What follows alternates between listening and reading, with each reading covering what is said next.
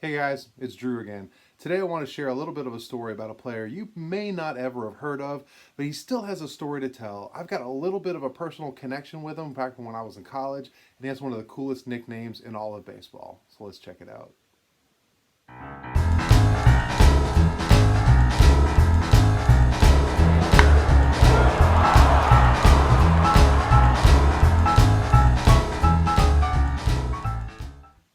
So today my story is about a player who had an average career. He played through the 50s, a little into the 60s, but he did have some really cool stuff happen to him while he was a player and then after he was a player in his post-baseball career. And part of that had to do with a story that connected to me. So I'm going to tell the story about me first, and then we're going to get back into who the player was. So I went to a small Christian college in Georgia back from 1989 through 1993, and every single day we would have a chapel service where the entire student body would get together, and there would be a speaker that would come in, or music, or something like that. And one day there was a speaker that came in, and he was the chairman of the board of trustees for the school that I was at. And he was a big guy, older gentleman, very distinguished, and he spoke. And the rumors had gone around about who he was or whatever, and they said, well, he used to be a baseball player. Well, I listened to him, and it wasn't about what he talked about, but I thought, I've never heard of this man. I never heard of his name before. And while I was a huge baseball fan, I hadn't really dug deep into history yet at that point in my life, outside of the big names, that we all know. But as he spoke, he had a southern drawl, and he was a very good speaker, obviously. And I listened to him. Well, I was on this. It was called Chair Crew, and we used to meet in the gym every single day. They would put these mats out and made a little stage with some chairs for the speaker or whatever, while the student body sat in the stands. And afterwards, we would clean up and put chairs away so the gym floor was ready for use for athletics. And I was on Chair Crew, so I was going down and I was watching and I was talking, or I wasn't talking, but he was speaking with some professors and administrations. And I noticed that he had a ring on, like a huge ring, and found out later that this was a World Series championship ring. So over the years, I never actually spoke to him, but over the years, I learned more and more about him, and I want to talk about him today. So the player I'm talking about, his name is Wilmer David Vinegar Bend Mizell. And Wilmer Mizell, he played for three teams, all in the National League. He played for most of his career for the Cardinals, starting in 1951. He was off for a few years during Korean War, but then in 1960 he went to the Pirates, and finally on to the Mets, where he ended his career.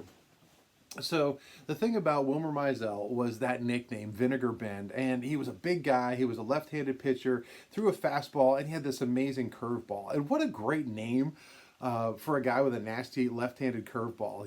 Vinegar Bend. I mean, it just invokes like fear or like some kind of whatever. But the truth is the reason he was named Vinegar Bend was because the first time he ever played any sort of organized ball was he would travel over from Mississippi, where he was from, into Alabama, in a tiny town called Vinegar Bend, Alabama, and that's where he started playing some, small ball league and the first organized league or whatever. And when he got to the major leagues, the announcer, Harry Carey, the great Harry Carey, he was at the Cardinals at the time, started using that as his moniker, Vinegar Bend, and that's what he was known as, was Vinegar Bend Mizell. And I just thought it was a cool name, and I don't know, I just really liked it. But anyway, so he went on, and one of the things that was kind of a funny story was that when he was in the minor leagues, he actually hit a home run in a game he was pitching in. And it was the only home run he ever hit in any of his professional level anywhere. And he called it the $220 home run. And the reason he did was because the fans were so excited that this pitcher hit a home run that they actually passed a hat around and took up a little bit of a gift for him, and it totaled $220, and gave it to him as an appreciation for the entertainment. And I thought, what a great little story about what baseball kind of used to be. And I'm not putting baseball down now, but where fans were just entertained and they appreciated the fact that this guy did something that they had never seen before. So they took up a little bit of an offering for him, a little bit of a gift for him, and it totaled $220. So I always thought that was kind of a fun story. But anyway, he pitched through this 50s for the Cardinals, and he had some better years than others, but he struggled like a lot of pitchers. And in 1960, he was actually struggling for the Cardinals. He wasn't doing very well, so he was traded to the Pirates. and something clicked when he got to Pittsburgh, and that was actually the best year of his career was in 1960. In fact, through the summer, he actually had a streak of 30 consecutive scoreless innings in 1960, and he was part of this pitching rotation that sparked the Pirates to really move and climb up, and eventually he helped the Pirates win the pennant in 1960. And of course, we all know what happened in the 1960 World Series, the David versus Goliath when the Pirates beat the mighty Yankees. And there's so many really cool little things about this World Series that we know. Bill Mazeroski walk off in Game 7. We know that part. And you may know that Bobby Richardson was voted MVP, and it was the only time where the MVP was voted on for the losing team. He was for the Yankees. But I'm not sure if you guys know, but this is also one of the only World Series, if not the only one, where the winning team, the Pirates, actually was outscored by the losing team overall over the 7 games by the Yankees. And the reason is when the Yankees won, they won big in that World Series, okay? And one of those games, they actually won 10-0 against the Pirates. And another game, they won 12-0. Well, you want to guess who the pitcher was in those 2 games? Old Vinegar Bend. He actually had a ERA in that World Series of 15.43. But what he did have was he ended up with a ring. And that was the ring that I got to see.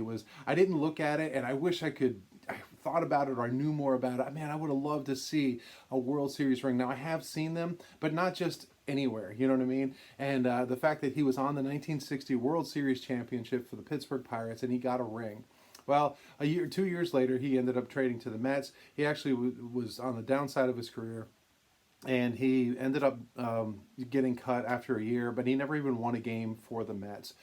But then after that, he went on to other aspirations, and actually in 1968, he was voted in as a U.S. congressman in the House of Representatives for North Carolina. And he held that position from 1968 through 1974. And he went on to a career with politics and other things. And he was just a very interesting type of person.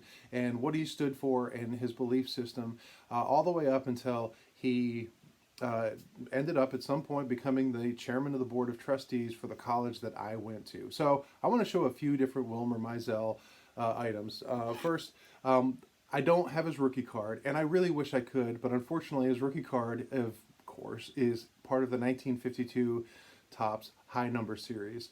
So to pay that much for a common would just be insane. But I do have his 1953, so I'm going to show that off. So there's Wilmer Mizell, 1953 Topps card, and this version's beat up and a little worn, but to be honest, the more I read about him, it's kind of the way he was. Just a big country boy who was affable, just loved people and loved to be out there, but man, he just a good card, and I love that card. But actually my favorite card of him that I have is from 1956, and here's his 1956 card. And the reason is it's just a classic, not just the set, but I love the colors on this. I love the blue hats and the red bill that the Cardinals wore at that point, and it's a great picture of him, looking in for the catcher, and of course the green background with a little bit of the stand. So there's that. He was also in the 1953 Bowman set, but he was in the color. And what I actually have is I don't have the actual card, but I have a reprint of the card, and this was actually signed by him. So here is what Vinegar Bend Mizell, his autograph is on a reprint of a 1953 Bowman, black and white. But I also do have one more autograph of him, and that's what I wanted to show, and that's why I wanted to talk about this. So this is actually my college diploma, and if you look down at the bottom, signed in there, is none other than Wilmer Mizell, chairman of the board, on my college degree. So anyway, that's my story. I thought it was kind of an interesting thing and a connection, and I figured I'd share it with you. Most of you guys have never heard of him, but Vinegar Bend Mizell was a good pitcher. He had some good stories and just a fun guy, and you just read about him. Unfortunately, he passed away in 1999. He was only 68 years old, and 69 years old rather. And but when he passed away, he did leave a legacy behind him, both in baseball as well as our U.S. government. And I just figured I'd share that story. So thanks for coming along. I appreciate your time. And until next time, you guys be good.